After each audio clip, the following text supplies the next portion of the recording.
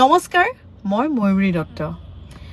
এটি সৰু কথা জনাবলৈ আপোনালোকৰ আগত এই ভিডিঅ'টি প্ৰস্তুত কৰিলো হেয়া হৈছে যোৱাকালিৰ পৰা বহুতে ফোন কৰিছে মেছেজেছ কৰিছে যে সোশ্যাল মিডিয়াত ইতিমধ্যে গম পাইছে যে মোৰ ব্যক্তিগত ফটোগ্ৰাফাৰ কুলদীপ ডেকা সকলোৱে জানে মোৰ মৰমৰ ভাইটি বুলি নলবাৰী ল'ৰা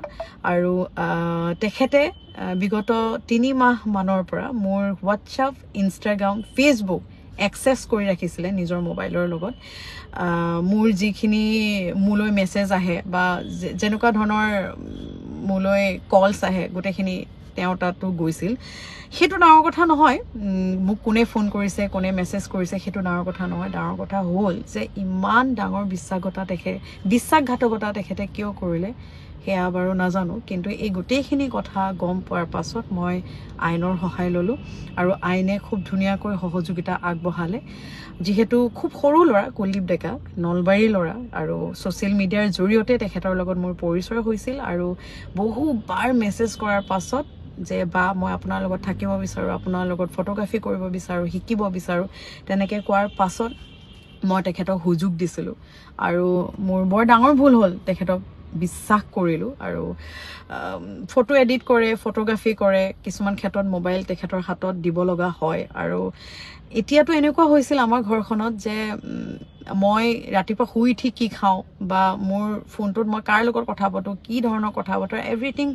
তেখেতে জানিছিল সকলোখিনি তেখেতে জানিছিল কুলদীপ নিজৰ ভাইটিত কৈও বেছি মৰম কৰিছিল বৰ ডাঙৰ বিশ্বাসঘাতকতা কৰিলে আমাৰ লগত কিন্তু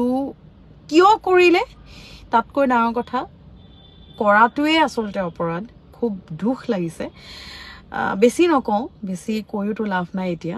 সৰু ল'ৰা ভৱিষ্যত উজ্জ্বল আছে আৰু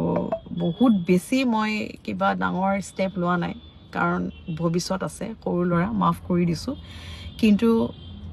আপোনালোকক এটি কথা জনাও যে কেতিয়াও কাকো মানে সহজতে বিশ্বাস নকৰিব মোৰ যেটো ভুল হ'ল আপোনালোকে কেতিয়াও নকৰিব কাৰণ আজি মোৰ হতে হৈছে কাইলে আপোনালোকৰ লগতো হ'ব কাৰণ যেটো লৰাই ফটোগ্ৰাফি কৰাৰ পাছত প্ৰগ্ৰামত যেতিয়া আমি পেমেন্ট কৰো মিউজিশিয়ানক বা আমাৰ টিম মেম্বাৰক তেতিয়া কেতিয়াবা মৰমতে 300-400 টকা বা 500 টকা বঢ়াই দিয়া হয় আৰু তেনেকে বঢ়াই দিলে হি মোক জিপে কৰি ঘুৰাই দিয়ে লৰাটোৱে যে বা মোক কিয় বেছি পইচা দিছে মই এটোহে পাও আপোনাৰ পৰা মোক বেছিকে নিদিবচোন এনেকে কয় আজি সেই লৰাটোৱে আজি 3 মাহৰ পৰা